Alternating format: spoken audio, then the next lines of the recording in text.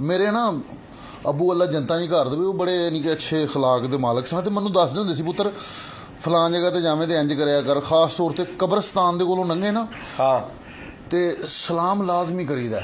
ਉਹ ਹਫਤਾ 10 ਦਿਨ ਬਾਅਦ ਨਾ ਮੇਰਾ ਕਬਰਸਤਾਨ ਦੇ ਕੋਲੋਂ ਲੰਘ ਹੋਇਆ, ਪੈਦਲ ਹੀ ਮੈਂ ਜਾਣ ਡਿਆ ਵਾਂ। ਕਿੰਨੇ ਵਜੇ? ਰਾਤ ਨਾ 1:30 ਦਾ ਟਾਈਮ ਹੋਵੇ ਤੇ ਮੈਂ ਨਾ ਸਿਗਰਟ ਲੈਣ ਗਿਆ ਵਾਂ ਤੇ ਕਬਰਸਤਾਨ ਦੇ ਕੋਲੋਂ ਲੰਘਿਆ ਤੇ ਮੈਂ ਨਾ ਕਿਹਾ ਜੀ अस्सलाम वालेकुम, ਉੱਚੀ ਆਵਾਜ਼ ਚ ਗਿਆ। ਮੈਂ ਕਿਹਾ ਜੀ अस्सलाम वालेकुम, ਪਿੱਛੋਂ ਆਵਾਜ਼ ਮੈਨੂੰ ਆਈ ਹੈ ਵਾਲੇकुम सलाम।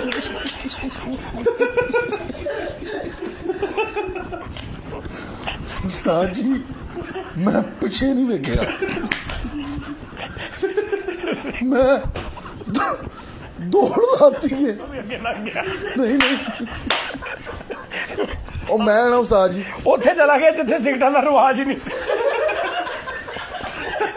ਰੁਕਿਆ ਹੀ ਨਹੀਂ। ਉਸਤਾਦ ਜੀ ਮੈਨੂੰ ਸਿਗਰਟ ਸੁਗੜ ਵੀ ਭੁੱਲ ਗਏ। ਮੈਂ ਜਾ ਕੇ ਨਾ ਘਰ ਚਲਾ ਗਿਆ। ਮੈਂ ਘਰ ਜਾ ਕੇ ਨਾ ਹੁਣ ਵੇਖਿਆ, ਮੈਂ ਅੱਬੂ ਹੋਰਾਂ ਦੇ ਕਮਰੇ 'ਚ ਜਾ ਕੇ ਲੇਟ ਗਿਆ। ਅੱਬੂ ਕਹਿੰਦੇ ਪੁੱਤਰ ਆਪਣੇ ਕਮਰੇ 'ਚ ਸੋ ਜਾ ਕੇ। ਮੈਂ ਕਿਹਾ ਨਹੀਂ ਅੱਬੂ ਜੀ, ਅੱਜ ਮੈਂ ਆਪਣੀ ਅੰਮੀ ਅੱਬੂ ਦੇ ਨਾਲ ਹੀ ਪੈਣਾ।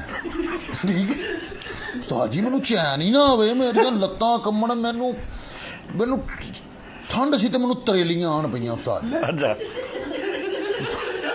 ਫਿਰ ਮੈਂ ਆਪਣੇ ਨਾ ਛੋਟੇ ਭਰਾ ਦੇ ਕਮਰੇ 'ਚ ਗਿਆ, ਸੁੱਤਾ ਪਿਆ ਏ, ਉਹਨੂੰ ਮੈਂ ਉਠਾਇਆ। ਮੇਰੇ ਭਰਾ ਮੈਨੂੰ ਨਾ ਮਸ਼ਕੂਕ ਜਿਹਾ ਸਮਝਣ ਲੱਗ ਪਏ। ਮੇਰੇ ਉਹ ਤਿੰਨੇ ਭਰਾ ਨਾ ਸ਼ਹਜ਼ਾਦ ਹੋ ਗਿਆ, ਗੁੱਡੂ ਹੋ ਗਿਆ, ਪੋਮਾ ਹੋ ਗਿਆ। ਉਸਤਾਦ ਜੀ ਮੈਂ ਉਹਨਾਂ ਨੂੰ ਉਠਾਇਆ, ਮੈਂ ਕਿਹਾ ਇਕੱਠੇ ਹੀ ਪਈਏ। ਸਵੇਰੇ ਉਹਨਾਂ ਕੋਈ 10 ਕੁ ਵਜੇ ਨੇ ਤੇ ਸੁੱਤਾ ਨਹੀਂ ਮੈਂ ਸਾਰੀ ਰਾਤ।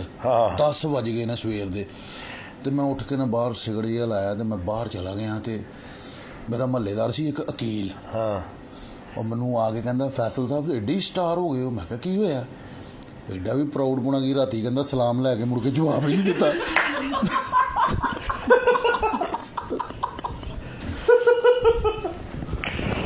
ਮੈਂ ਕਿਹਾ ਕਿੱਥੇ ਭਾਏ ਨਾ? ਕਹਿੰਦਾ ਯਾਰ ਕਬਰਸਤਾਨ ਤੋਂ ਸਲਾਮ ਕੀਤਾ, ਮੈਂ ਵਾਲੇਕੁਮ ਸਲਾਮ ਗਿਆ, ਉਸ ਤੋਂ ਬਾਅਦ ਤੂੰ ਰੁਕਿਆ ਹੀ ਨਹੀਂ। ਮੈਂ ਕਿਹਾ ਤੂੰ ਸੀ? ਕਹਿੰਦਾ ਹਾਂ। ਮੈਂ ਕਿਹਾ ਦੁਰ ਫਟੇ ਮੂੰਹ ਤੇਰੀ ਜ਼ਾਤ ਦਾ।